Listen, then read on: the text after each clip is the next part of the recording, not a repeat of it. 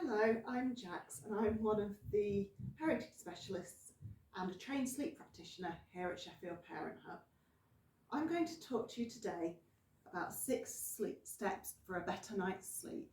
So if you're watching this video, chances are that something's happened with your child's sleep that means that you've fallen out of a routine and you've not got regular sleep times and regular wake times, or perhaps they're regular but they're not where you'd want them to be.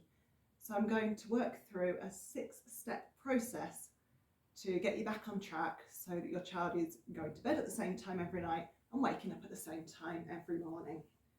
So the first step is we need to set a time for our bedtime routine to begin. So to do that, we need to do a little bit of maths. We need to know what time our child is getting up and how much sleep they need so we can work out what time we need to be turning their lights out. So by way of an example, a 5-year-old needs 11 hours sleep, a 9-year-old needs 10 hours sleep, and a 14-year-old needs 9 hours sleep. So I'm going to work through this using an example of a 9-year-old who's needing 10 hours sleep. Now if this 9-year-old needs to be getting up at 7 a.m. in order to be ready and out of the door in a timely manner for school, then they need to be doing lights out at 9 p.m. So the time we're going to start our routine is an hour before lights out. We're going to start our routine at 8 p.m. So that's step 1, set a time to start the routine, 8 p.m. Step 2 is to switch off our screens and to have a calm playtime. So an hour before bed, we're turning off iPads, we're not looking at phones, we're turning off the telly. So none of this blue light coming into our eyes. We're going to have a calm time.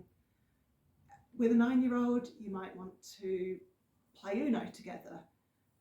With a younger child, you might want to have a box of bedtime toys, so ones that are quiet and not too stimulating. You might have crafts, you might have colouring books, you might have fidget toys, you might have cars, so games that suit your child's interests. Ideally something where you can play with them and have that bit of quality time before they go to bed, so they've had that interaction with you before they need to kind of be on their own for many hours. After you've played for about 15 minutes, they can have a sleepy supper. The sorts of snacks you might want are something like yogurt or wholemeal pita bread, anything sort of nutritious, anything with milk in it is good, or whole wheat. Another advantage of this, as well as the way it's metabolised in the body and helps them to sleep, is that you as a parent know that you've not sent your child to bed hungry. You know they've had a sleepy snack and you don't feel bad about saying when it's bedtime that it's the end, the end of the day and that's not the time for eating. So you know you've done that. So that's step 3. Step 4 is bath, pyjamas, teeth and toilet. If bath times are a trigger point for your child and it causes stress, skip out the bath time, do it at a different time of day. But we do ask that children change into different clothes for night time. So if they're children that resist wearing pyjamas, just something different to what they've been wearing all day. Again, if they've been wearing pyjamas all day, different pyjamas for night time. So they get changed, they brush their teeth, and they go to the toilet. That's step 4. Step 5 is settle in bed. So they go to their bed, the lights are down low if that's possible. You make sure their bed's comfortable for them. You might read to them, or they might choose to read to themselves, or possibly write a note or a list, or you might have a chat together. You might even, if they're smaller, you might want to sing a song. So you have a bit of calm time in bed. That should last maximum 10 minutes. And then the last thing at night that you do is switch their lights out and say goodnight. Now there's an extra step, which is in the morning, you go into their room at 7 o'clock, you switch their lights on, you give them a hug, you say good morning, and you say well done. So that's all the steps.